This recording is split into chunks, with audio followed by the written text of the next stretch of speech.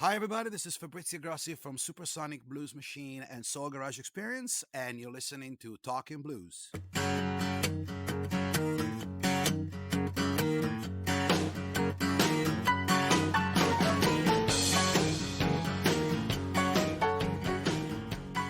Speaking of Soul Garage Experience, did you not just release a video that you actually edited? Actually, we released the first single in November. I'm fully on the video task, and it's my new passion, I would say.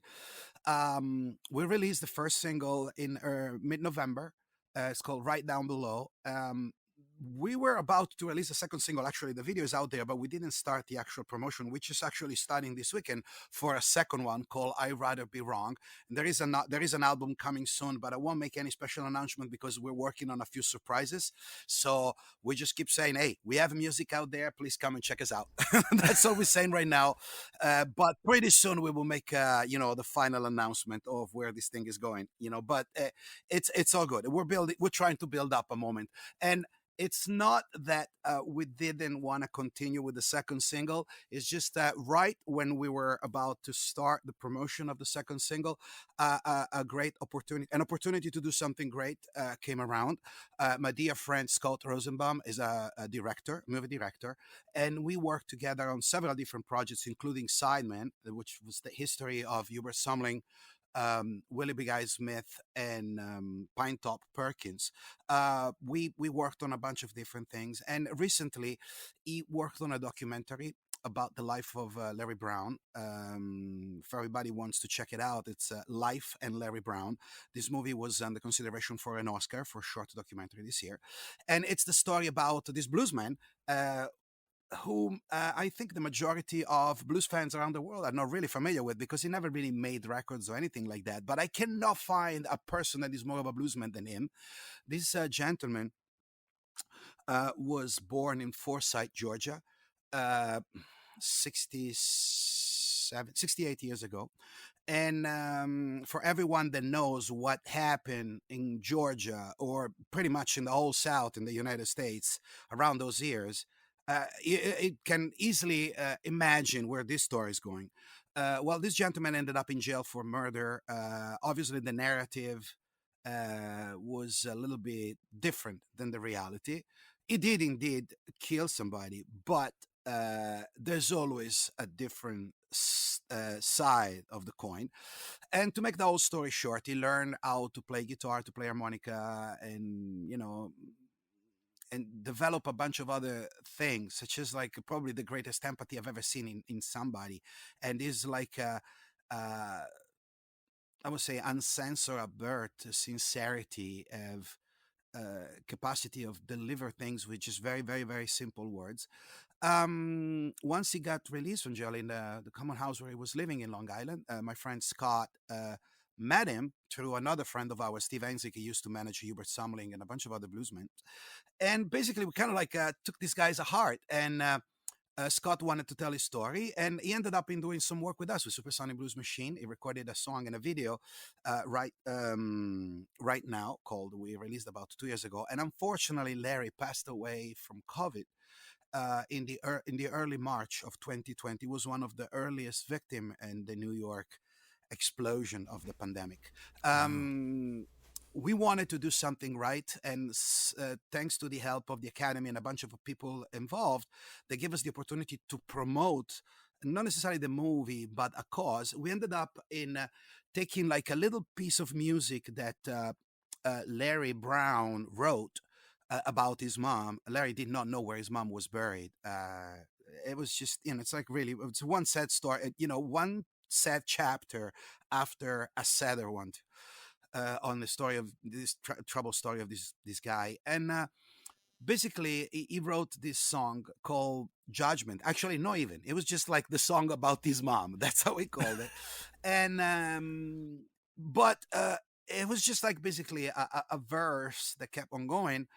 And he was talking about Judgment Day, when the day will be reunited with his mom and all of that. And basically ended up in taking this piece and turn it into a song, and I was able to enlist the help of some fantastic musicians and great artists, such as Ty Taylor from Vintage Trouble, Vernon Reed from Living Color, Betty Smith, whom I called New York New Queen of Soul, uh, my young brother King Solomon Hicks, all the way from Harlem, and then of course my two favorite drummers in the whole world, which are playing with, who I'm playing with me. One with Supersonic Blues Machine, and that's Kenny Aronoff, and the other one on Soul Garage Experience, and that's Stephen Perkins. Obviously, I got the Super Sonette. Who are the backing vocalist of both Supersonic Blues Machine and Soul Garage Experience, and I'm lucky because are either my wife, my daughter, and sometimes obviously wife.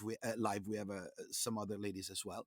Alex Alessandroni Jr. on keyboards, Gary Allegretto on harmonica, and a bunch of other musicians too that collaborated to this. And we create this piece called Judgment Day, and we had to prepare this before Christmas just to be able to get it out there in early January and to make all the noise. And we all pledge to basically raise money to create awareness around the story of Larry Brown and to make sure that this is the last story of this kind that we will ever hear. At least, that no more history of this kind will be narrated in this country, other than to remind people, how things were. And all the proceedings, 100% of the proceedings and everything, then the music and this project would collect, reach, however you want to call it, is going to be donated to the Southern Poverty Law Center under the name of Larry Brown. So that kept me really, really, really busy. Obviously, we were racing with time to put together the song. We had to do a video, and obviously with COVID, things are not simpler. And the work was split between East Coast and West Coast, so it was just like a major time. And but actually, the song is doing great. We're getting a great feature. It's like now it's being played pretty much on all the radio station that play blues music or new soul. We're getting a lot of support from the media, and hopefully we'll be able to raise a bunch of money for that. So that's the reason why I took a little hiatus from my own personal songs to give voice Wow. to our dearly departed Larry Brown. Um, where would we find this movie? Right now, you can actually watch it, believe it or not, on YouTube, and it's free. But please give us a comment and just talk about it, spread the voice. It's Life and Larry Brown, as simple as that. And also, you can find the song too, Life and Larry Brown, and it's been released under my, I guess, label, band, however outfit, however you want to call it, Soul Garage Experience. But again, all these stars are the real stars of this song. It's nothing to do with me. We're just using a name to make it simple as a vehicle to get out there and on time. That's all. So tell me about your video editing. Tell me this new passion. How did that happen? Well, it's not only video editing. Actually, it's video creating. I always been involved in the creation of video content of music. Being a music producer, though, and I would say sometimes a label consultant, my involvement in the past in the realizations of live DVDs or blue disc, whatever you call it, for concerts and all of that, or even for uh, video clips, was always either on the music end, meaning because I was involved with the music Right. and the business of it, because obviously I was running the production company, but never really behind the camera or in the editing room. I always lived that to my partners. Um, I guess in the last few years, with this explosion of uh, social medias and stuff like that, we're finding ourselves being more and more often being in front of a camera and having to documents video documents, or because photos don't cut it no more.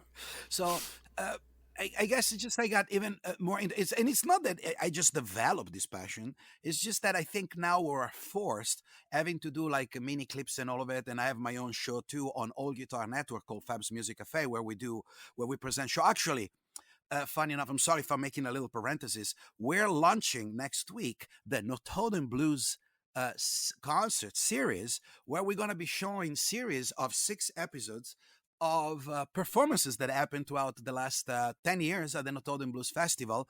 We're doing this obviously to raise awareness around the festival and also to raise some money so we can allow the festival to continue, because they're doing an incredible job to keep the blues alive. And that place had become probably, the most important, one of the most important blues festivals in the world. Very few people will go like, Norway blues, really? Yes, really. I can I can guarantee that. I've been there several times, and those guys are nuts. There's more blues there than Louisiana, as far as I'm concerned, in terms of like the attention, at least, than the blues is getting. So, um, with doing this, and obviously being involved in all these projects where you have to do either like a video cast or uh, filming, or you have to do teasers, or you have to post something for your bands and everything. I kind of like is starting to tweak around things, and one thing called next to another. It's just like, let me try this, let me try that. And my daughter is, sings with us, and she's a singer, but she's also an actress. She's starting off her, college and everything right now, even though she's been active on the artistic ground since she was 9 or 10. Kind of like she's doing obviously cinematography and music theater. Kind of like it got me even closer to this. So basically, though, kind of like develop organically, and I really like it because before I always kind of like limited myself to video. Um, uh, Basically I was limited because I needed to have somebody to work with us on, or to with me on the video. Now, I mean, I'm embracing this new passion, kind of like really, kind of like I'm free the beast. And basically I can do as many videos as I want, and nobody has to tell me, oh, this way or the other way or not. And since, funny enough, with Supersonic Blues Machine, my main band, our guitar player and singer, he lives in Devon in the UK. He's a Westie, and he's a star on his own right in the UK. He's an incredible photographer and video maker. Now I know that, and pardon my French, I got my ass covered with Supersonic. I don't have to be the video guy really worrying about all of that, because I mean, we have a label, so we have video guys around. But Chris kind of like took on that baton, and is dealing with that. Give me the opportunity to develop all my crazy, not phobias, but all the ideas that I had in my head that I never really was able to do. So, especially for the Soul Garage experience, I'm developing these lines of videos that are done only on consumer products. Like, for example, everything gets done on iPod and obviously Apple, in this case, laptop, but no fancy 3D cameras or Sony Reds or anything like that. We just wanted to show that you could be creative and you could do something that could be commercially valuable, and also can cover people that sometimes are personality, and I'm taking myself out of the equation, without necessarily having to invest hundreds of thousands of dollars. I wanted to keep it very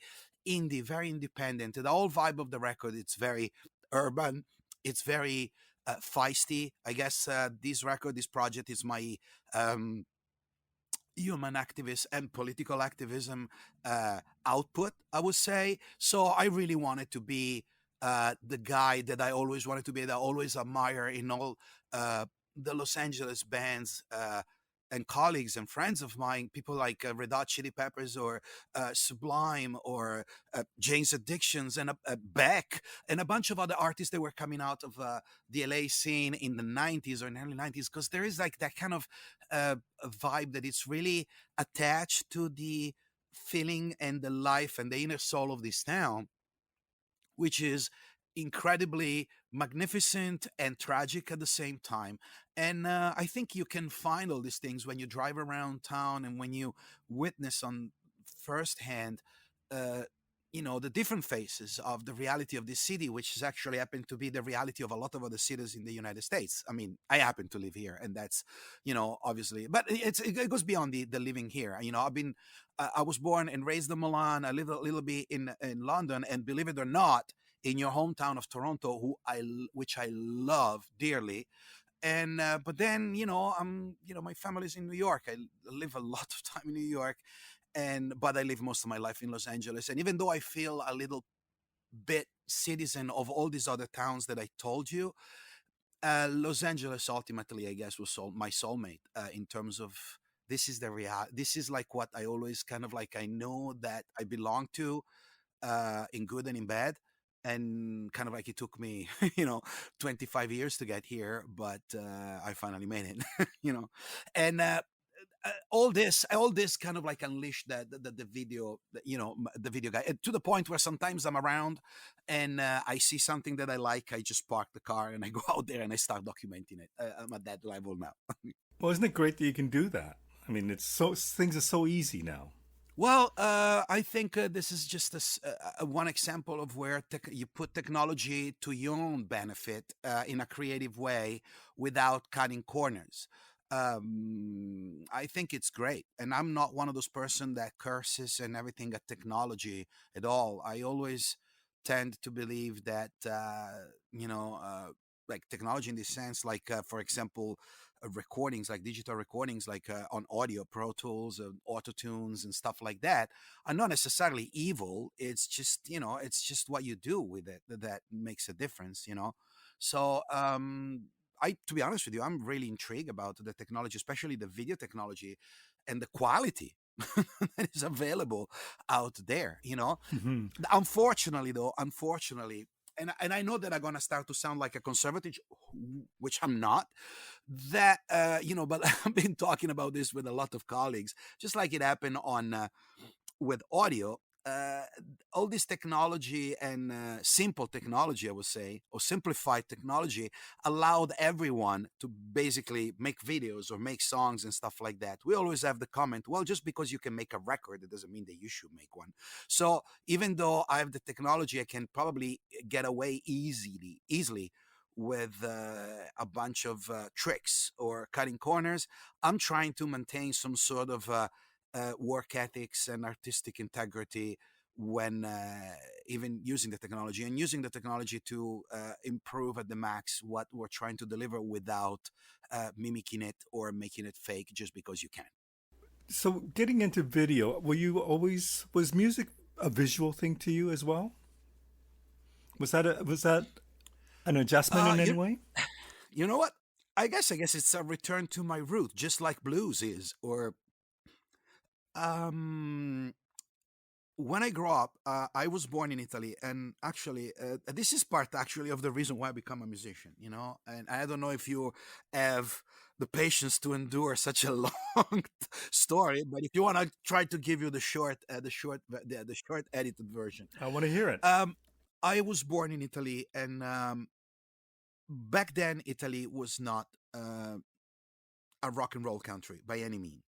There was a lot of Italian music, which by then I was not necessarily super thrilled about it. Some people I like, most of them I didn't. While I really liked the music of the 60s and the 50s coming from Italy, that I think it was fantastic. It was a great epocha and great era for that kind of music, and the musicianship and the capacity and the talent of even music artists and composers. I mean, think only just like Nino Rota and Ennio Morricone. Those guys were the soundtrack of pretty much all of our lives, and those guys were active when I was born. Right. Now that kind of music, it was always good, but that was not the kind of stuff that you will hear on the radio. uh, but good for me though, together with a lot of Italian pop crap, they were playing in an amazing amount. And again, Italian pop crap referred for me to stuff that was surfacing like from the middle 70s into the 80s, which I think what doomed Italian music, at least for those decades. Because everything that happened before and a lot of the stuff that's happening right now, I'm incredibly proud of it. Incredibly. Not only from the composers of the past, from Verdi to Vivaldi, and every one of the classical musicians and the classical uh, Giacomo Puccini, Rossini, and all those guys from composer from operas and classical music, but also contemporary musicians. We have like an incredible background of history when it comes down to music. But again, at that time, I would say if you were living in that time, it was not the most inspiring, being Italian. However, they played a lot of. Can I ask Mhm. you, would you have access to other music? Like, could you listen to what was going on in the U.S. and in England? No, no, no. Oh, hell no. No. We had the radio. My mom was doing, like house chores and everything when I was doing homework and all of that. And we had a radio, it was a FM, actually, sometimes it was more like AM. And we have a phenomenon back then in like early 80s in Italy where we had this thing called Radio Libera, which is like free radio, where people that knew how to do it kind of like got together and started to broadcast on FM waves, which back then were very affordable and it was like almost like an alternative thing. It was like a very a social thing. It's like almost like, oh, these lefties, these, like, it's just like a very I wouldn't say socialist thing, but it's very, you understand what I Yeah, mean. It yeah. was not like mainstream. It was not the proper way to do it. It was in the proper radio, the proper TV, and those channels were basically playing music 24/7. Very little commercial, and they were playing just, and that's, to be honest with you, what really got me to know, the music that has always been the music that I love, even though I never, but I didn't really play it at a full till later in my life. And those were the years where I was exposed to, all the black music that I really loved. Believe it or not, they were playing a lot of R&B and funk, Earth, Wind and Fire and James Brown, Aretha Franklin and Tina Turner. And that was just normal. They would play either that or the cheesy Italian stuff. So I don't ask me why, but that's what was going on. So I got accustomed to those sounds, the black sounds. And then, um, to be honest with you, I think the main impact that I have, the music and the visual, was I was about 4 years old. We had a TV show every Saturday night on the TV. That's something very common to, I guess, all my Latin friends here in North America, where they still watch channels. They watch channels like Univision and stuff like that, and they have shows like Sabato Gigante, where pretty much is like it's a big show that happens on the Saturday night, goes on for 3 4 hours, and you have guests of all kinds, especially music and actors and all of that. You have games. It's just like it's a big entertainment for the family. We had that. And there was a music guest every week. And by the way, those shows were still in black and white. Okay, we didn't have color TV till I think like 79 or 80 or something like that. Wow. So that night, that particular night, I was 4.5 years old. I know that you're going to ask me, how the hell can you remember that? But I do. So think about how big of an impact that was. Some guy was announced to be the show guest for the night, and that person was James Brown. Dude, all hell broke loose. I mean, he got into a 20 minutes non-stop show where they play Sex Machine, get up on that thing, and I mean, and that the footage of actually that performance is still available on YouTube. And I found out later the bass player in that night was Bootsy Collins, and it's just that thing shocked me, and I ended up in watching every Saturday night that show afterwards. I wanted to ask my mom, hey, can we watch blah blah? I don't even remember the title of the show because I was hoping that guy would come back, you know. And I was lucky that a few weeks after that we had Tina Turner on it, so that did it. That kind of like really light up a fire. But to be honest with you, I didn't start playing or anything like that till later. However, my first visual artist output was drawing. I always loved drawing and colors and paint and all that kind of stuff. So the figurative or imaging artistry, it's always been a big part of my life. I would say that a couple of years later, I was exposed to what was my first love as a guitar player and my first love as a singer artist. Meaning, all the music that I got up to that moment were like, I did not know what they were. Maybe I was too young also to realize that, what it meant. I was just happy to feel those vibes. But I think it was around 7 or 8 years old when I got to pretty much to fall in love with Carlos Santana. Carlos back then had big successful record. It was the record that would carry Europa or Europe, as a lot of people here say, and they used to play a lot of these more, I would say, tamed compositions like Samba Pati Right. or Black Magic Woman on the radio, and I got drawn immediately to it. And that was the first guitar player that I really got to be into it, because again, everybody else play guitar, around every band and all those other artists play guitar. However, he was the first one that people really kind of like take the time and make the point to point out that he was a guitar player. Oh, the famous guitar player Carlos Santana with his new song, blah blah blah blah. So these words, guitar player, gets kind of stuck to my head, and I think they kind of like became part of my DNA. So there's always been this love-hate relationship with the guitar on my hand. And together with Carlos Santana, my other thing was Bob Marley. Again, don't ask me what he was, because back then I could not understand one single word of what he was singing. And I had no idea of the political implementation of his message. But I love the sound, the vibe and everything. It just made me happy. And that was that. I guess that was my baptism, or introduction to music. And I was getting like really to be a real fan. I always wanted to have music. I like to listen to music, whether when we were driving out with my family or was in the house, or was doing my homework. So that those were the moments where I know music started to take a big part of my life without knowing what you know was about to come. um When did you pick up the bass? well, that's the other part. I was fast forwarding a few years later.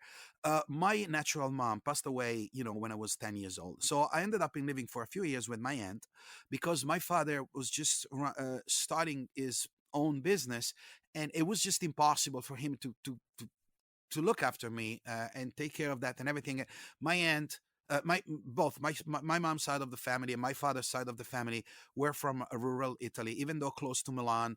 Um, uh, Back then, it was still rural. I mean, there were a lot of fields in it. Now everything is just like a big urban city and covers pretty much the whole region of Lombardy. But back then, even within our own town of Milan, there were swaths of lands that were cultivated. So, we were my father's side of the family and my mother's side of the family come from a rural background. So large families, really, really large families. So we always could count on that.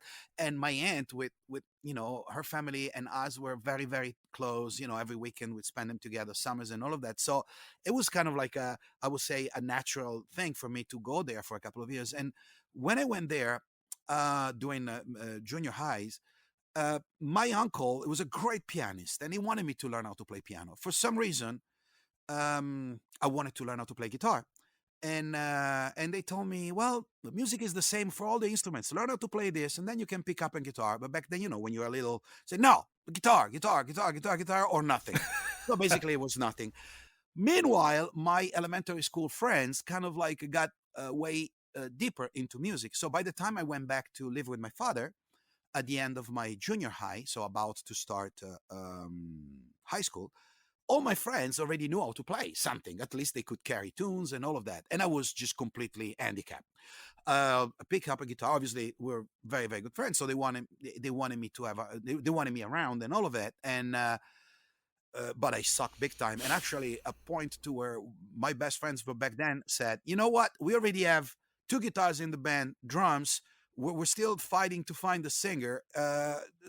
With you it's three guitars, and you're the worst of us as far as guitar play, so you should play bass.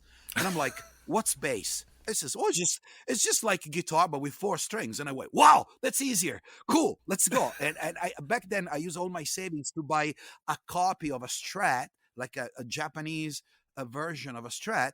And I ended up in trading it back in the store where I bought it a few weeks earlier, and obviously losing a big deal of money, and pick up another copy of another Fender instrument. This time was a Japanese version, Suzuki, by of all name, of a Fender Precision.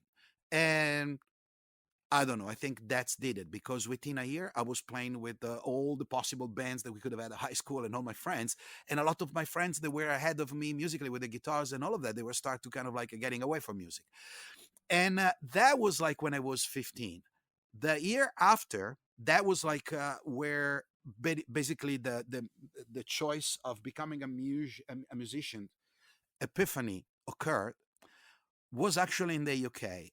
Back then, it was very common for people in Italy or in other places in Europe to send their kids in the UK during the summer for a couple of weeks or a month, whatever, to stay with the family and study English. And that's what I did. I always hang around with people that were older than me, especially in Milan, all rockers and all of that, and music fans and stuff. So a lot of these people ended up in London while I was there. So all my friends, pretty much my group of friends from Milan, were all hanging out in London. So they dragged me. No, they dragged me. I mean, I was really happy to go, but it was not the first plan when I went there to go to see this concert, Castle Donington, 1983. There was about 110,000 people. The headliner were Whitesnake, with the first lineup, the one that I called the real Whitesnake. With all the due respect, with all the people that went through Whitesnake and all the mech of that band, Right. which I incredibly respect, including my godfather and enabler Steve Vai. I'm very attached to the first version of Whitesnake because I think it represents for me the best connubius and the best marriage of rock and blues. So I'm talking about me, 16 years old, seeing this monster of stage of whom I was aware and I was not. But back then I had a great memory, so I knew the names of everybody, and I can, repeat them right now. There was John Lord on keyboards, Cozy Powell on drums, Neil Murray on bass, Bernie Marsden on guitar, Mickey Moody on guitar, and the glorious David Coverdale on vocals.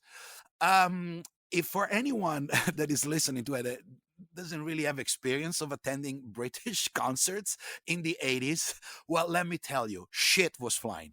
And I'm not trying to be shit in a figurative way. No, shit was flying. I mean, it was like there was a camping site for about maybe 7,000 rockers and hippies from the night before, campgrounds and campfires, and everybody was getting drunk. So yeah, this big jar, plastic jar of waters and everything that the following day were getting filled with piss and shit, and they were thrown up in the skies when bands are playing. It seemed to be like a common trait in the UK back then. Well, obviously not when the bands was playing, or not when the favorite band was playing. Um, Basically 110,000 people losing their shit and going crazy like that, and then all of a sudden Bernie Marsden start to play this riff, and which was "Ain't No Love in the Heart of the City." I'm sorry, I'm getting emotional about it because I'm still getting goosebumps thinking about that day, and the whole world. I mean, the whole world that was attending the concert, attitudes change. Everybody was like it turned into like a giant kumbaya. Everybody was holding hands, uh, you know, lighters up in the in the sky, and it was just insane. And I was like, holy shit! I mean, a song can do this.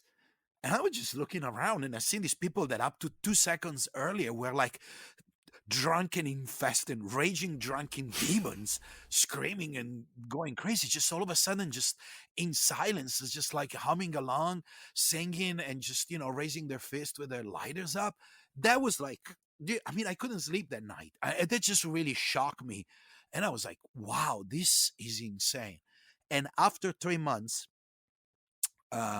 in the month of December, I attended what was the only and the first and only, I mean, only back then, performance of Queen featuring Freddie Mercury at this place in Milan, close to the soccer stadium, that was no more. Because right after Queen's performance, there was probably the biggest snowstorm that we ever had in Milan history recorded, and the roof of this structure pretty much collapsed, and they never rebuilt it. Kind of like, actually, in one way I say it's better, because after that concert was probably the best, if not one of the top 5 best concerts I've ever seen in my life.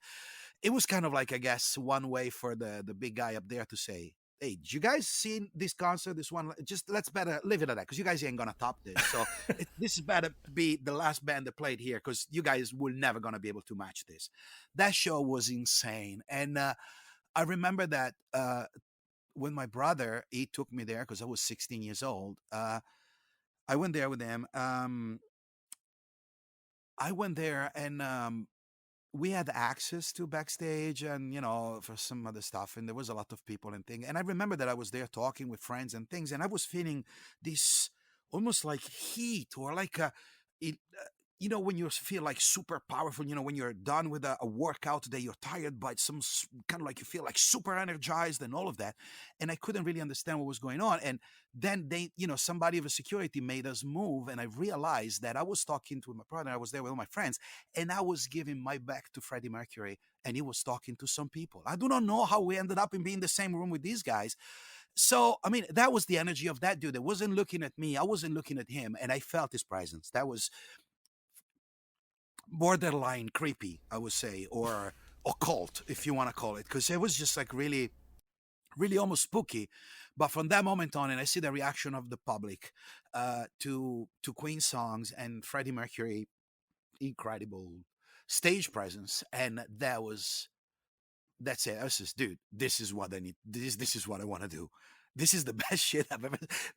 How not you can necessarily control people, but how you can greatly engage people. That really fascinated me, and the fact that you can uh, forget about the language barrier and all of that. The fact that everybody can sing, repeat the same words, and kind of like understand each other. It was amazing, and that's what did it. So that's pretty much that's the whole story. It's a great story. I want to go back to Donington Festival for a second Sure. because what I find really amazing is that not only did Whitesnake headline that show, but if I'm not mistaken, Dio and ZZ Top were there as well. I right exactly. I was about to get there. Dio was actually doing Castle Donington was the first concert of Dio as a Dio band. So the original lineup with Vivian Campbell, Vinny Appice, and Jimmy Bain, dude, they took the show. But because back then Dio, it was already a star, dude. Yeah. Black Sabbath and Rainbow, so he was used to headline himself. So he shows up in the middle of the afternoon under a scorching sun. I mean, as scorching as the sun could be in the UK. Well, at least there was sun. Well, back then, yeah, exactly. Well, at least the recreation of a sun, and it was ridiculous. That was probably the most powerful thing I've ever heard up to that moment. And Okay, so had you seen anything else at that moment? Like, had you seen many live bands before that moment? Yes and no. I mean, I seen a countless number of Italian singer-songwriter that really, if I wasn't that young, would have pushed me to suicide because there was a lot of that stuff that I couldn't take. There was like, but my family, my cousins and stuff, they were so gracious to taking me to these shows. They were into that, and it was like a very social political thing. They were all children of the '68 movement, so they were very lefty, very raise your right fist, égalité, fraternité. They were all coming from the Sorbonne movement. So that was the idea. And to be honest with you, I couldn't take that. Not necessarily the political implementation, but the music. It was just really lame. But I had the privilege of watching already few musicians that I liked. I saw by then I was able to see Dire Straits, and I love that band. I love the record. Those records, they were fantastic. Yeah. I mean, the whole thing was just beautiful. And also the person that changed my life, Bob Marley, at the Milan Soccer Stadium. Wow. And that was just that was another thing that was just just magic. So it's I remember I know that I saw some other bands, but to be honest with you, I don't kind of like don't remember. These are like staples, or they're like landmarks of my music life. So obviously I remember these things. I know that I saw a bunch of other stuff, but I cannot really recall the name. But Dio gave what was the performance of a lifetime. It just killed everybody. I mean, again, with all the respect of everybody else, and again, I do not play that kind of music, even though in my past did, and I did a lot of productions in that world. It was just brutal. It was insane. Guitar player out was, and that drummer, holy freaking cow. And funny enough, I ended up in becoming friends with Vinny Appice. And before we switch into the ZZ Top subject, I need to say something about Ronnie James, if you allow me. Sure. I ended up with friends and stuff like that, and going to see Ronnie James a few other times in Italy when he played. And Ronnie had an incredible attitude towards his fans, and to the point where we would sneak in the hotel when we know we were staying, because back then I was working with a couple of promoters as a stage manager, a stage helper. My English was I would say okay back then. It will allow me to work with the English and American crew, and even though I was young, 17, 18, I would be getting responsibility gigs because I could easily deal with them, and on the language aspect. So I knew pretty much where the artists were going to be staying and all of that. So we will go maybe like a couple of friends and all of that, or maybe with the girlfriend of back then to see these artists. And he's always been incredibly gracious with everybody, and open arms, and super super super nice. And I remember the one evening that I was talking to Vinny about the show that was going to happen, and I told him about Castle Donington and everything, and he gave me his drumstick, and I told him that I wanted to go to America and all of that, right? And he wrote down his phone number on his drumstick, and he says, "Well, if you ever make it to Los Angeles, just give me a call." And Wow.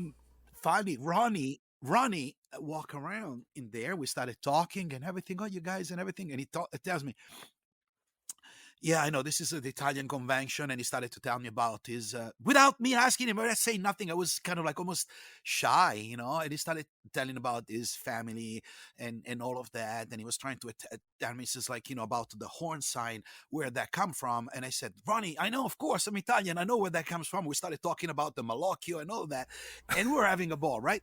And he said, so what are you doing? But, well, I have a band and everything, but my dream is, like, to go to the States and blah blah blah blah blah blah blah. And he says, okay, good. Well, you guys, are going to give you, he gave us passes after show for that night show. And we went to a fantastic show. And we actually joined the band after the show, even though Ronnie was not there. He went already back. So that was my experience with Ronnie, right? Fast forward a lot of years. I'm done producing a record for Glenn Hughes. Actually, two records. We did a live DVD in studio and a live record that got several awards.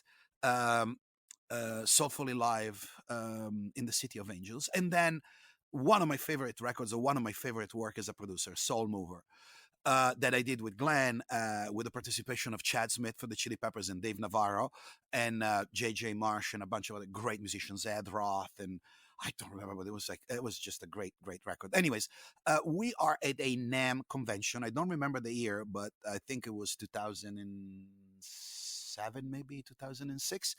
And I'm walking down this aisle with Glenn. We're going to, I don't remember, some of the companies that we work with in terms of endorsements and all that kind of stuff. And we bumped into Craig Goldie, Vinny Appice, and Ronnie James Dio. They were, I don't know, they were just walking through, whatever it is. So Glenn, hey Ronnie, oh Glenn, Big Daddy, whatever it is. Everybody started arguing and stuff. And Glenn goes to Ronnie and he tells, hey, this is my new best friend and producer, Fabrizio Grossi. Fab, this is Ronnie. And Ronnie grabs my hand. He looks at me and he looks at Glenn and says, like, I know this guy. And he says, like, look at you. You finally pulled through with your dream. I'm so proud of you. Wow. It was insane because, I mean, not only he remembered my name, he remembered me like one of the millions of fans that he had in that city. And I remember what I wanted to do. I was just incredible. So every single time we talk about Ronnie James Dio, I always have a tear shredding, because he was a fantastic person, incredible singer, and incredibly generous with with all the musicians that playing with him.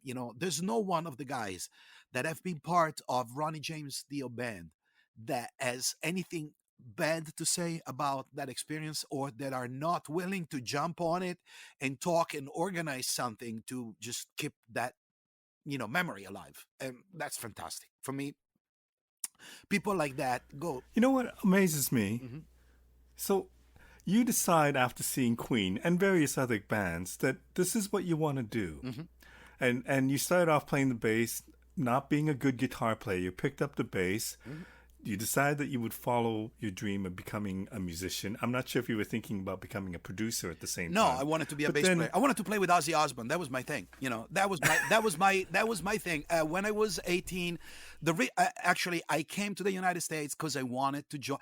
Actually, I'll tell you another thing, because actually you get me to remind a lot of things. Well, anyways, the story with Ronnie James Dio, it's done. But when I was 16, when I was back from that trip and after Queen and all of that, yeah. there was an Italian magazine called H&M, and a particular issue. There was an interview to Ozzy Osbourne, right?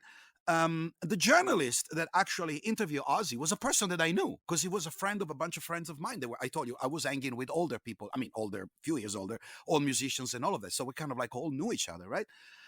And I contact him. I say, hey, but do you even see? Oh, yeah. I was to this place in France. Where does he live? Well, Captain Tib, we met, but we were like in Nice, because there was a convention back then, it was called Midem. That's where I did the interview and all of that. And I knew that Ozzy was trying to put together a new band. That was around the time of Bark of the Moon. Right. He was looking for a bass player. I don't know what the hell was thinking, but one Saturday morning, really, really, really early, I check out the my thing. I leave my apartment with my bass. I go to the train station and I buy a ticket to Cap d'Antibes, France, from Milan. 5 hours train ride. I get to Cap d'Antibes really, really early because I left. I think it was like probably 3 or 4 o'clock in the morning. I get to Cap d'Antibes as soon as I get off the train station. Uh, it's a very small place on the French Riviera. I start walking and I see this store, grocery, whatever, épicerie, I'm feeling French. And I go in and I start asking, hey guys, are you familiar? Because back then I used to speak French because that's what I studied at junior high. So I don't know more, unfortunately, but I completely forgot.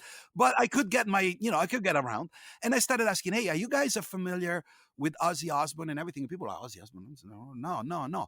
And then somebody says, like, oh, le chanteur du rock and roll.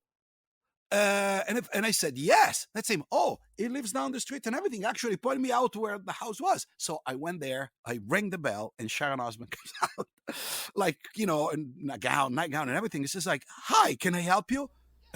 Yeah, actually, your husband is, because I knew who she was, but your husband is looking for a bass player, and here I am. And she looked at me, she's like, how old are you? And I'm like, I'm 16 years old. And she's like, where are you from? But I'm from Milan, Italy. Does your family know that you're here? And it says, absolutely not. And she says, like, they must be worried sick. But well, they would be happy if they know that I got a gig with Ozzy Osbourne. That's what I told her. And she's like, dear, Ozzy is in Los Angeles. We already got a band. And he's recording an album. Actually, we're getting ready to move because we're not going to be here longer. It's just a rental place, and I'm going to join him soon. But she says, do me a favor though, never change, because this is the attitude that will get you somewhere. And it was so I was happy that at least I tried. I mean, I didn't get the gig, but at least I tried. So but that thing stayed with me. And when I moved to Los Angeles in 1996, after my years in New York, I came to LA and immediately I joined Nina Hagen. uh, I'm not going to tell you the story about Nina, how I met Nina or anything, but there were a lot of musicians in town. They were like really impressed with Nina, her stance and the musicality and all of that. And one of them was Steve Vai. I ended up in recording with Steve Vai, and we started our friendship for all this year. And Steve back then was absolutely my guitar idol. It were him, Eddie Van Halen, Steve Lukather, and Randy Rhoads. Okay, those were the guitar players that I loved the most. I was not, obviously Santana and all of that, but sometimes, especially when you're young, you're going with the kick of the moment and the flavor of the month. Right. For me, those were the flavors of the years. Was not necessarily the flavor of the month, but those were the people that I look up to because that's what was happening right now, right? And I put the older guys a little bit aside. Big mistake, but I corrected it, I guess, later. And when I got to record with Steve Vai, So, but okay, so right, you're 16, you have ambition. You obviously are a good bass player. not really. I don't know if I was good or not back then, but definitely I thought that I was great in my head. Okay, but I also get the sense by the time you moved to New York, I know you wanted to play with Ozzy, but by the time you moved to North America, you're not just a musician, but you're also representing a number of record labels as an artist and repertoire guy, a developer, a U.S. representative for a number of European labels. So not only, I mean, you have this thing that's you have a drive that obviously got you to Ozzy's home in France. Where does that come from? I don't know. I have no idea. Well, actually, you know what? I think I know. Uh, my family, both families, both sides of the families, my father's and my mother's side of the family, where they were not rich at all. Actually, I would say that on whatever you can call the spectrum of poverty today, that I would probably we would fit in. Lower, very low, middle class, borderline poor. Things got better when I was again, unfortunately, right around when my mom passed away. After all the sacrifices, we're starting to see the light at the end of the tunnel, and she was not around to enjoy them. But it was a hard time. My father worked he was working for a company, and he was working at night at his own shop. My father had an auto mechanic shop, but they were developing air conditioning and all of that. It was just not the regular mechanic. That's something that in Italy was not really uh, common, on a daily basis. I mean, here in the States or in Canada, you guys had already air conditioning coming up, already stock on cars. Over there, you needed to request it. It was a special option. So those were the things that my father was doing. And all the stories that I heard about my house, my uncle ended up in concentration camp during World War II. A bunch of people in my family. I won't get into the Jewish side of the family because I was not raised Jewish, not even my mom or anything like that. We didn't even know till recently. My grandfather changed the family name when Mussolini took over to avoid some stuff, and he moved from Rome up to the north. It's a long story, but anyways, it was a life of not sufferings but fight. It's just like really challenging, and I seen my father's attitude towards working. Um, and I see the development that he was able to achieve, and us going from this little tiny place in Baggio. Baggio back then was still now it's an area of Milan, and I would compare it to probably what in a city like Los Angeles would be Compton, or in a city like New York would be South Bronx. You Right. know, going from a little tiny apartment like that to a bigger place, and having almost like like a winter vacation home, like in the mountain, having his own business and being able to do other things. And it says, and without, and always always helping people at the point of losing money because of helping people, and help all the other family member that maybe were not as lucky, were not able to advance that much. And don't get me wrong, it didn't make rich. We were not rich. We were just kind of like, we're able to make a little social improvement, let's Right. put it this way, on the top. So I seen, and actually, that dedication and hard work paid back on that scale. So I said, if I apply this to what I want to do, uh, I should have the same results. Now, that unfortunately is not true, because unfortunately, one thing is working in real business. Right. And again, and I'm not saying this to mock anybody, but one thing is like if you work in I don't know, health industry, or if you work in mechanics or whatever it is, food industry, whatever it is, it's a little bit more uh, not easy to deal, but it's a little bit more predictable. If you want to enter music or entertainment, there is a shit bag that you have to carry with you pretty much throughout your life. And it's an insecurity, uncertainty, and a bunch of other factors that are completely independent from how talented you are, or how much you work. Or how much you're willing to suffer, or to dedicate your life to your craft, and to make something out of it. That's something that I will learn later. But that, I think, is what it is. It's just a part of my DNA. See, my father and some other people in our family really kill themselves to make their family better. Okay, so you come to, I think that was yeah, that definitely was the so push. you come to the States, and you join Nina Hagen's band, and then meet up with Steve Vai and wind up working with Steve Vai. So right there, that tells me that you have to be a great bass player to play with Steve Vai. Well, that's what actually, for me, playing with Steve. I think I think Steve Vai was more intrigued originally because he never heard me playing when I got there. But I was the bass player of the band in which his technician, his engineer, was playing with. And by the way, this engineer was a monster guitar player.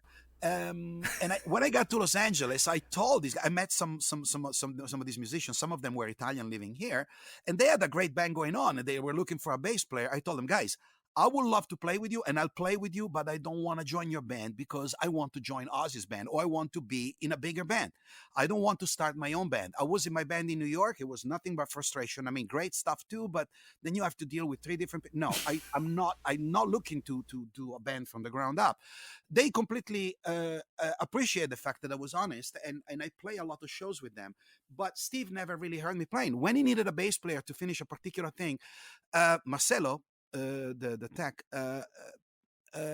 told Steve about this Italian guy and everything. And I think Steve was more intrigued of the fact of an Italian bass player here that is a young guy that is coming from New York, but that is playing with Nina Hagen and is working with record. This is like, I want to meet this guy. So I showed up, and it was supposed to be. By the way, back those were the days where you will record on tape, and you will do all nighter sessions and all of that. I arrived at Steve Vai's studio at 11 o'clock at night. Okay, that's when my session started, and now things are different. If I go to his house at that time, it's just because we're cooking pastas for the family and we're having a good time. It's no more for that. Those days are not like that no more. But I showed up and we started talking and all of that. I basically lived at his house for like 3 days in a straight. 3 days straight, talking about music, shooting shit, playing, recording things, and funny enough, Vi said, "You know what?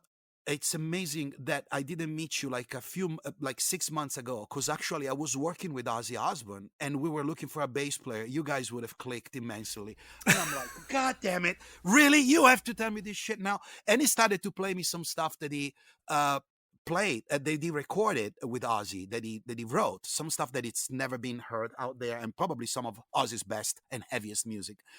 And it was actually Steve Vai when Ozzy pulled a stunt that it was not. It was coming off retirement after he did the No More tours, and the No More Right. Tears album and all of that. I knew that he was looking for a bass player, and back then, actually, I befriended Randy Castillo, and Randy told me the same thing too, and Steve Vai recommended me. So I went to do this audition, and I remember that right before me, I see James Lomenzo living, and James is like, he's a good friend of mine now. My studio is next door to Kenny Aronoff, who plays with me with Supersonic Blues Machine as a business partner, and James plays with him with John Fogerty. So we often bump to each other, and we're kind of like reminiscing this, past, history stuff. And James lives, but unfortunately, it was kind of like it was a publicity stunt, because they already settled on Robert Trujillo. They already made the decision before they hold the public audition at SIR, where there were about 600 people in line waiting outside to do the audition.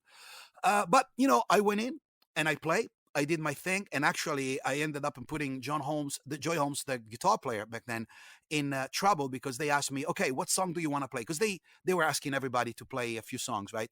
And they told everybody play. I don't remember the songs now. I think one was "Bark at the Moon." No, yeah, I think, yeah, "Bark at the Moon" and some other stuff, right? I went in and I knew all Ozzy song and pretty much all Black Sabbath songs. I don't remember them pretty no more. I will have to refresh them. But back then, I knew how to play them all. So, and I remember Randy Castillo telling Joyce, "Is like, dude, don't ask him that, because he knows more Ozzy shit. He knows more of the boss shit than you." And the guy says, like, "Really? I don't believe that. So what you want to play?" And I started with the most obscure track: "Revelation, Mother Heart," "Believer," "Over the Mountain." And he was like, "Dude, I don't know. I didn't prepare that one." So, listen, how about something that I know? So we ended up playing some tracks, and Randy told me that it was great. But the funny thing, it was like, when I was about to go in, Sharon comes around, says like, "Okay, we need to listen to more one." Says, "I got Fabrizio. There's anybody? There's a Fabrizio here and everything." And I'm raising my hand. Says, "It's me." And she's like, "Oh yes, hi. Steve, I said a lot of good things about you and everything. So you're ready to go in for the?" "Yeah, sure, yes." And she's like, "You know what? I have the impression that I know Fabrizio sounds familiar and everything." And I said, "Well, maybe in a distant life, we met." She was laughing and everything. And when I was about to enter the room, I went behind her and I told her, "Captain Teeb, 1983, 1984."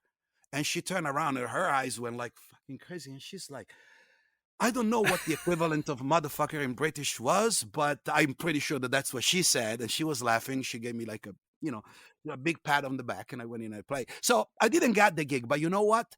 That was like actually probably one of the best day of my life, because I got to the point where I could not do anything else myself. Meaning, I wanted to be in that band. I managed to get myself to play with this band for that position.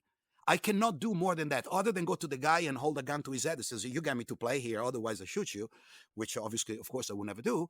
Uh, that was the best. So basically, from somebody from Baggio, from the other part of the world that started without even speaking English for most of his life back then, getting to a point where I'm among the five people that audition, because only five people auditioned for us, even though you already knew the trio was going to be his bass player, and he didn't even show up at those auditions.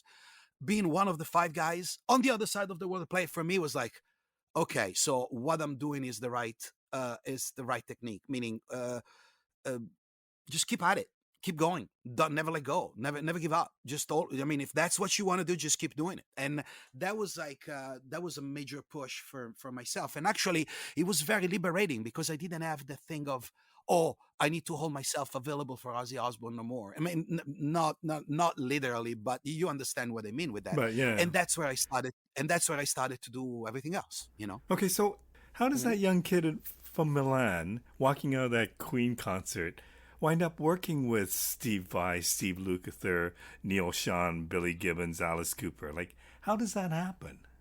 Um, I don't know. I mean, I don't know. I think you know what, you are you kind of get me to think about some stuff that I never really thought about it. I guess it's just power of determination, and I guess in a few, if, under few happy sets of circumstances, being at the right place at the right time. Trust me, I'm not really a lucky person. Everything that I have is just because I worked a lot to get, and everything that was taken to me for me, it always costed me a lot to get back. So it's not that I'm, one of those guys that, and you hear of them, and I know a bunch of them that for some reason they drop a penny and they pick up a penny, and next to the penny there is like a bag full of dollars. I mean, I know plenty of people like that. I'm not that kind of person, but one thing though that I think uh, it's very relevant with me, and it really resonates back then as it does now, is when somebody tells me that I cannot do something. Because, oh boy, you just made yourself my worst enemy, and that becomes my task to prove you wrong. So when I tell my friends in Italy, oh, I wanted to play, I want to do this, I want to be playing with Lazio. Oh, what the hell do you want to do? You were born here in Milan. You're lucky if you're going to be playing with this. You don't even speak English and all of that. So it's like, oh, really, motherfuckers? Okay, so that's what I'm going to do. That's always been my thing, and even now, I'm even with record company. I mean, I started Supersonic Blues Machine in my late 40s when I was a producer, where I give up touring for a long time and all of that. Even though there is a story that goes with that, and maybe if we have time, I can tell you. But I started that, and I was able to drive everybody crazy. And I started pretty much an all-star band, me not being a star, and getting some of the biggest star in the blues rock world together to play with me. I do not know what I told these people to do it. But by that time, you had worked with a lot of people as a producer. So I presume your name was out there. Can you tell me what project as a producer got you noticed? Like took you to the next level? Uh, you know what? That's the other thing. It's As a producer, I signed my first production deal right after I worked with Vi in, I think it was like '97. As you said, you must be a good bass player to play with Steve Vai. I don't necessarily think in that terms, but I do believe, and I'm incredibly gracious, that by working with Steve Vai, I'm getting granted credibility. Right. That was absolutely. And even though, Steve Vai played with, as Phil Bino and Billy Sheehan and those guys, those are monster bass player. I'm not in that league. I don't do that. I don't. It's not even. No, I'm not even close to that kind of stuff. I don't. Even though, back when I got to Los Angeles from New York, of course, with my band, we were doing Mr. Big and I played bass solo together with a guitar player, but it's not really my thing. I never really tried to develop that. That was the I guess the thing of the time, and I was doing it, but I always had a different approach to it. But I guess that credibility gave me the opportunity to sign my deal with Warner in Italy, and that's where I started all my relationship with some of the bigger label, and consulting and and all that kind of stuff. And because of that, I don't know. Maybe I shoot myself on the foot, but I always worked on stuff that was not necessarily the easy peasy cookie cutter pick of the litter type of music. I always preferred hard rock. I always preferred blues. I always preferred R&B. I always preferred working with things that really made me happy musically more than money or successful. So, I mean, of course, I work with a bunch of my idols. I mean, with a lot of Italian artists. And I on the production level, funny enough, I ended up in producing several different things for Steve Vai. I produced a whole tour of his solo stuff with orchestra. That was like in 2014. We toured Europe with the Evolution Tempo and Orchestra, and I produced this movie with concerts and everything that goes along with it. I produced a bunch of different artists in Eastern Europe, and Steve and a lot of other artists came around. I ended up in producing tracks for Alice Cooper, for Ice-T, for Body Count. I work with Mickey Thomas in Starship. I work with House of Lords. I work with Eric Martin and all the guys from what's it called, from Mr. Big. And then of course, the blues dudes. I mean, I produced Eric Gales. I produced Glenn Hughes. Actually, that was a big one because with Glenn, I had the chance to meet a lot of other people that I did not know before, and being taken seriously is another one that gave me a lot of validation for it. But even back then, I already had a quite large experience on the production thing. But I always been, I would say, what in Hollywood you call the underdog. So I never been the Rob Cavallo or the Rick Rubin, even though those guys work with some of the bands that I do love. They're made their money and their power with some of the records that I will never buy. Uh, I never really kind of like settled for that, to be honest with you. I always, and I'm not trying to put it in the point of music integrity. That doesn't have nothing to do with that. It's just saying that, I do music because I like it. If I wanted to kind of like just to stay around and make money or do business, I would have stayed in Italy and developed my father's business, which was more tangible and already going. So it would have been an easier thing. I did this because I wanted to live here. I always had this California infatuation. I always wanted to be around some of the musicians, and was kind of like my revenge for the guitar player, because was a guitar player telling me, and funny enough, my best friend telling me that I was not good enough on the guitar, so I should switch to a different instrument. And now, me playing that instrument, I'm going back to the biggest guitar player on the planet and tell them what to play. This kind of like was my own revenge against my childhood friends, which not, because actually all these guitar players ended up some of my Steve. You were just mentioning Steve Lukather and Steve Vai are like my big brothers. I mean, two of my dearest friends and two of the dearest persons I will ever know in this town. But then again, we have plenty of other. We have Eric Gales and Uncle Willie Gibbons. I mean, my daughter calls him Uncle Willie G, and we're very close with the family. Billy too is another one. Billy, another one they gave me. See, the thing is, Marco, what's very important. I think a lot of music fans out there always have this twisted vision of what a star might be. When it comes down to musicians, I think the biggest stars, and the star not because they sold a lot of record only, but because they are incredibly exceptional in their craft. So guys like Vi, Luke, or Gibbons, or my other case, Tina Arena, or whoever, any one of these, Miles Kennedy, Slash as another one, or Leslie West, and all these other people that they work with, Joe Bonamassa. The higher up or the more successful they are, the more giving and the more happy of other people's success are. They're sincere. And the fact that they go out of their way to boost you, to make you feel good and comfortable, it's insane, because then you ended up in dealing with B-level musicians or beginners where are full times haters.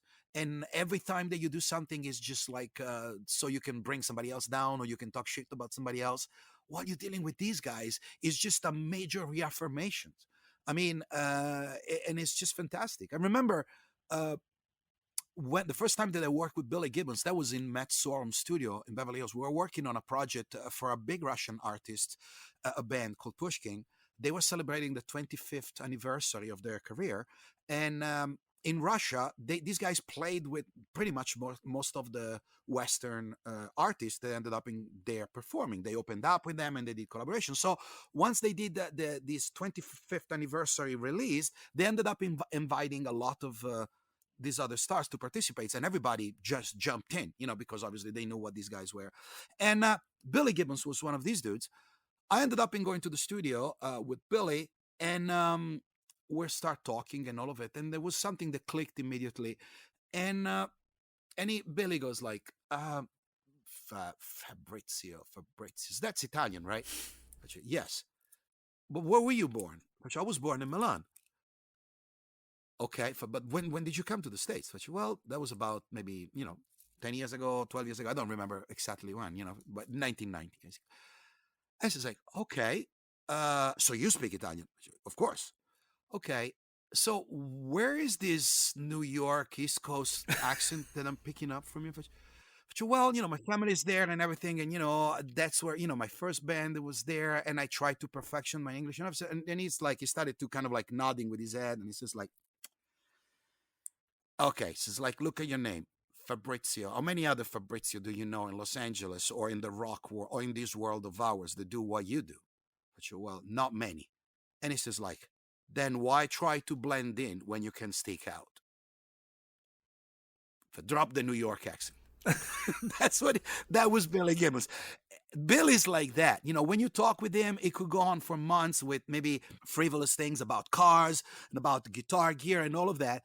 And then all of a sudden, out of the blue, he comes up with his, Confucius says, or this is a sentence from Isaac Newton. Well, this is something from Billy Gibbons. Billy always does this to me, and not only to me, to plenty of other people. And like I said, but this is the attitude that these people are. So the fact that I'm still doing what I'm doing, I ended up in working with a lot of these people, is the fact that I get that I'm probably attracted energy-wise and compatible to their energies, because these are high energy people. I don't mean people that wake up in the morning, they start to do freaking 50 miles worth of jogging. I'm just saying the energy, the vibe that they deliver, their conviction, that the flow of energy, it's just it's not common. And I guess I'm drawn to that, and I can respond to that. And for some way, I guess they understand where I'm coming from and that I'm sincere. So I always develop these, you know, I guess friendship post work with a lot of these guys that help me out to, know more people and get involved in more projects and just keep doing what I'm doing.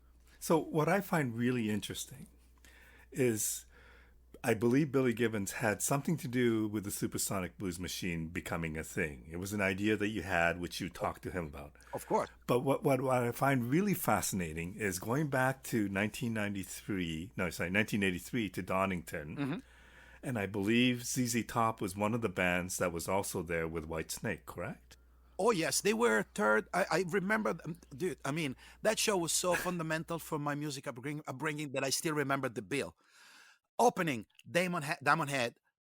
Obviously, they were Metallica's favorites. Back then, Metallica were not Metallica, as we know. Metallica. They were just starting. Then there was Dio. Then there was there's one artist that I don't remember. Then there was ZZ Top, Meatloaf, Okay. and Whitesnake. So, And ZZ Top, that was actually the biggest show that they were doing back then in Europe. Those were the years that the Eliminators, like when they were getting major mainstream recognitions and sales. So obviously they were becoming world stars, even though in the States were already super established. In Europe, maybe a few aficionados, but now they were breaking the charts. So that was like their big ass debut in the European scenes. Now they were going to be starting to do big venues and all of it, and they were playing with these Dean guitars with like the feathers. I don't know if you remember that, the furry guitars, purple, and they were spinning and all of it, right? And I remember that 2 years ago we were in 1998, 2018, we started our tour with Supersonic Blues Machine, and with Billy being our steady guest throughout the whole tour. We started off in London and we play at Shepherd Bush Empire, and it's, dude, again, I'm getting very emotional about it, because if I tell you everything that came together that night, I was telling Billy, we talked about this already, but back 1993, I saw you guys playing and everything, and of all the people that I saw, beside all the music that I like, I think musically probably what I liked the most was Whitesnake. Impact wise, what I liked the most was Ronnie James Dio, but showmanship what I liked the best were ZZ Top, beyond anybody else. And I told this to Billy, which he was incredibly proud of it, because it's like, well, music, there's a lot of good musicians, but to carry on a good show, it takes something else. I'm glad that you know this, he was telling me.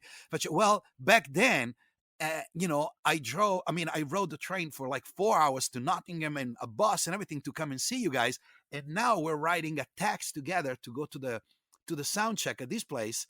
And, and we're debuting the tour with this band, and we're playing together. For me, it's just like insane. And he was laughing. Well, did I ever tell you the time that Hendrix told me that I got some balls? So then he started telling me about the stories about moving sidewalks opening up from Hendrix, and they needed to play some extra tracks, and he ended up in playing one of the Hendrix tune when Hendrix was like side stage looking at them, and on the way out, Hendrix told him, "But for Youngblood, you got some balls." That's Wow. what he told them. But we were talking that, and we got to the Shepherd Bush Empire, that, by the way, was just 2 blocks away from where I was living in London when I was there studying. Wow. Okay, But so just think of the dynamics of all this. Kind of like the whole scene was getting recreated with a different switch of balances. And we're doing an interview for Classic Rock magazine there. It was Billy and I. Again, completely blowing my mind. I'm doing interviews with these guys on Classic Rock with the cameras. We have BBCs. It was just insane. Walking through the stair, behind the stage at the Shepherd's Bush. I mean, you got photos of all the performers there, and everything. The majority is like black and whites from the 60s and the 70s. So you got the Stones, you got Beatles, Amy Winehouse, and all of that. And I'm like, this is like everything that I loved about music, everything that really made like a major impact, or the music that I really love, it's represented here. And I'm about to go on stage, and the president of our record company on the London's office comes to me and says, "Hey, Fab, I got Bernie Marsden out here with a guitar. He says if he can come in." And I'm like, "Excuse me?" Says he said that he wrote that you were like, he heard an interview, that you were like talking about this thing in Donington. What I just told you, it was like actually an interview that I don't remember what radio was in the UK when they did it, when we released the Supersonic. So, and he wants to come around and just introduce himself, and he has a guitar in case you guys want to talk some music. And I says, "Dude, go get them." Are you kidding me? So he comes in, and just give him a hug immediately. Where everybody's crying at that point. And so we started talking, and now I'm inviting him to the interview. We're sitting there, and I have pictures of him talking with Billy and all of that. And and I'm like, and a photo that my daughter took is amazing. Like these 2 guys like talking to each other in one of the green rooms behind the makeup window. There's a mirror there with all the lights and stuff, and they're getting ready to go on stage, and we're talking and stuff like that. And I'm like, "Guys, just 1 second. I know that you're talking your guitars and all of that right now. I just want to remind you both that is because of your fault that we're here tonight, And so we did an insane show. I mean, that was our first show with in the UK. No, I mean, actually, it wasn't our show. Our first show in the UK was a few years earlier. We played at the main stage at the Rambling Man Fair, and that was fantastic. That was another thing that was incredible experience. I love the UK. It's one of our best market, and where we have some of our most dedicated fans. So it's a particular place in my heart. And we played the shows and everything. And at the end, when I get to call Bernie Marsden to come up with us on stage and jam with us, it was just I subliminal. presume that when you jammed together, it was "Ain't No Love in the Heart of the City," correct? No, actually, it was Freddie King going down. No. No, because Okay. okay. But I mean, it's also interesting that, but you had that song on the album, which is also pretty because it takes you back to that moment in Donington. I know, but you know what? There is I'm over that now. But no. It's actually, this is a fairly sad story. I'm over that now. But the reason why that song is on the first Supersonic Blues Machine record is because, obviously, for the reason that I just told you, but also because Lance Lopez, our first guitar player and singer, when I told him that if there was ever a chance for me to record something as a cover for Supersonic Blues Machine, Ain't No Love in the Heart of the City was the song that I would have considered recording. He told me, "You got to be shitting me. Why?" You know who I played with, right? You know who gave me my first break. And I said, "No, Bobby Blue." Which, excuse me? Yeah, Bobby Blue Bland. That was like, dude, it's my godfather. What are you talking about? And he explained the whole thing because Lance was started playing, the Chitlin circuit, when he was 16, and he was playing with Bobby Blue Bland and a bunch of other people, and then obviously Buddy Miles, and he's a bluesman at heart. So there was a very specific reason, a very emotional reason for us to play that song. And every time we played that song live, had a very particular meaning. When Lance was not part of Supersonic no more, and we got Chris in it, it was not the same. I'm not saying that Lance was better than Chris or otherwise. They are completely two different musicians. I respect them both dearly, Right. and I think they're fantastic in what they're doing. But that was that song, Play Like That, had a meaning, for me when we were doing it in the setup that we were doing it with, I would say, Supersonic Blues Machine 1.0. With Chris and the way Supersonic was, we already Supersonic 2.0. There was no, it would have not been delivered. I mean, we could have played it. Of course, we could have played it. Maybe we could have played it even better than what we played it in the previous times. But it would have not have the same meaning. And I do believe that when you play something and you have a special attachment to the song, your delivery and your connection with the crowd takes it to a different level. Not knowing that I couldn't deliver it that way, I always refuse to play that song again. At least for now. Now I'm over it, and I probably can probably engage into it again. But back then I was not ready for that, and I'm great. I'm really happy that the band respected my I would say emotional position and decided to just scrap it off the set. But it's interesting that full circle moment that you talked about, Oh yeah. and just like I mean, I've talked to a lot of musicians about things like that, and it's crazy that you would be watching as a young kid these musicians that you admired so much, and then years later you're working with them. Yes, that's I would say this is probably one of the biggest, I think the biggest blessing that I've ever received upon is just being able to make a living, uh, do as a living to, what I love, which is music. Then obviously the people that I love in my world, my family and all of that, and my daughter and stuff. And I think the fact of being able to um meet and not only produce or play with, but become friends on a personal level with a lot of these people that were my idols, my the reason why I started to do this is just something that it's not like it's a blessing, but it's more like almost like a very self-gratifying thing. And I think that I'll always have to use to remind myself sometimes, everybody gets into the blue moment or the dark moment and all of that, and I always trying to, when things are not necessarily going the way they're supposed to be going, or look like, for example, last year with COVID, and we had, that was supposed to be the year for us of the year of reckoning for Supersonic Blues Machine. We had a 3 months tour with theaters, with a bunch of blues greatest coming up with us, and this is something that we're working to do now in this year. Okay, so it's not that Right. in the fall, so it's not that it's but that, and also with my band with Soul Garage Experience, a bunch of different shows and records, a couple of other productions that we're supposed to be doing, the new records.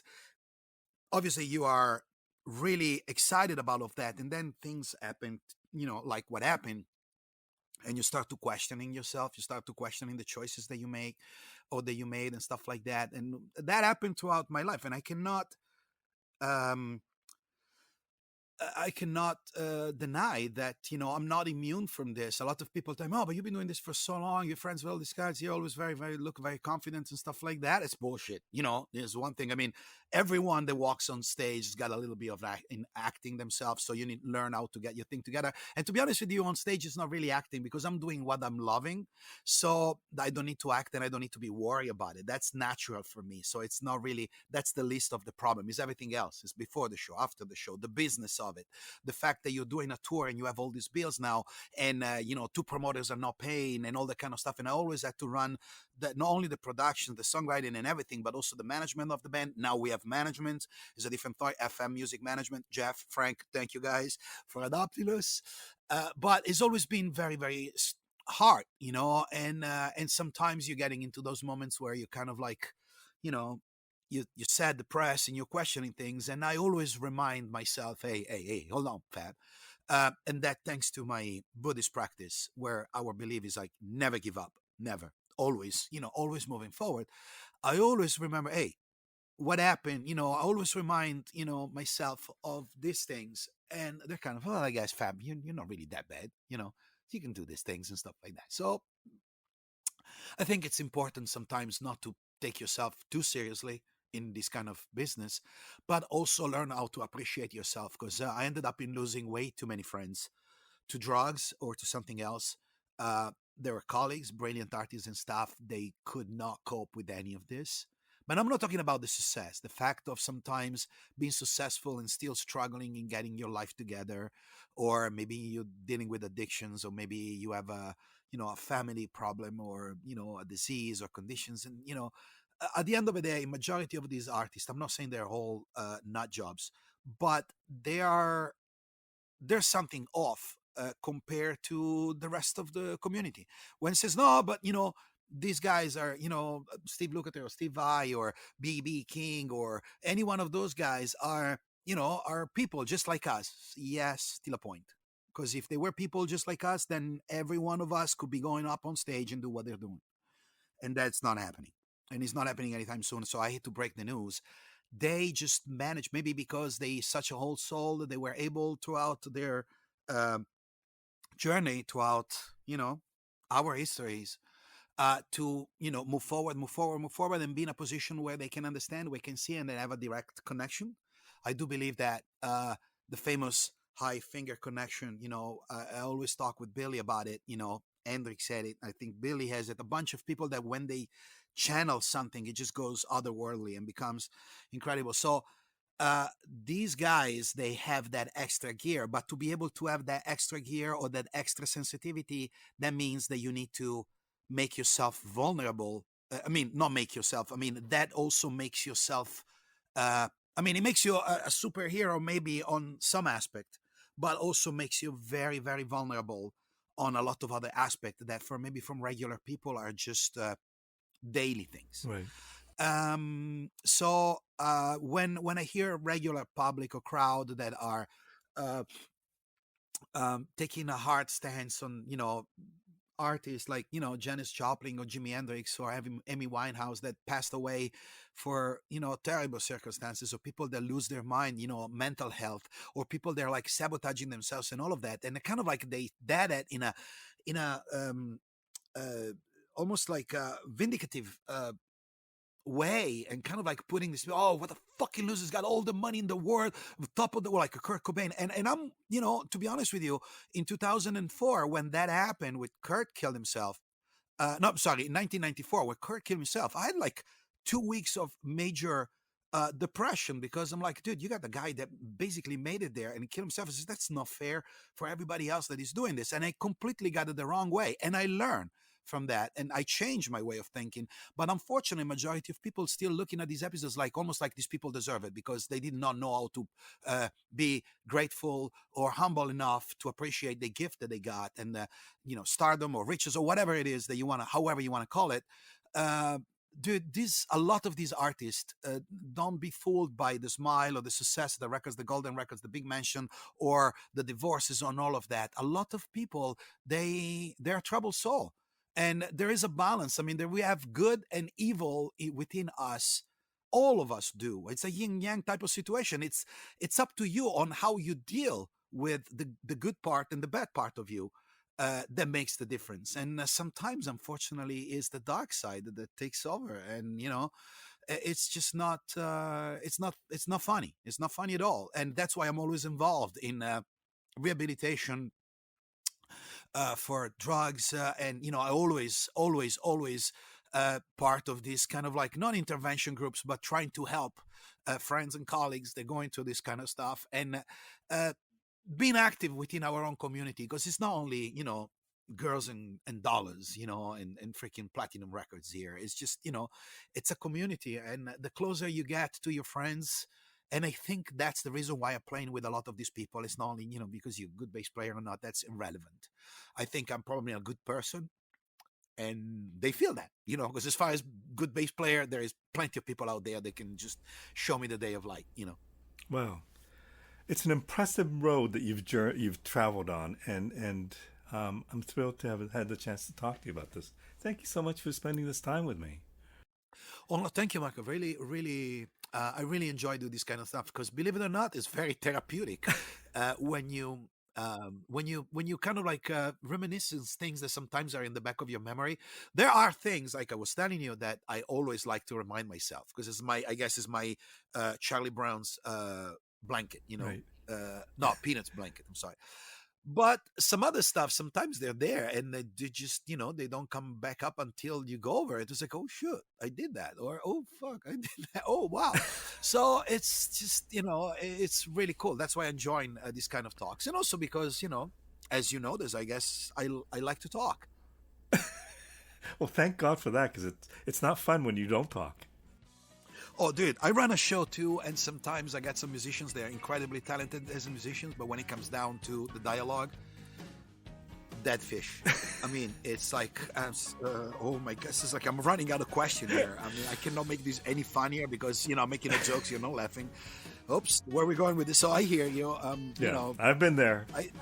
I said that, on that department, I kind of like never really disappointed anyone that interviewed me on that set. Maybe I talk too much. Maybe I give him too much material, but I always try to be very engaging. Well, I really appreciate it. Fabrizio, it was a real honor. Thank you so much for doing this. Oh, thank you. Thank you so much for having me. And let me know when these things are going to be available and all of that, because I'd be like to check them out and obviously promote it as well. Okay.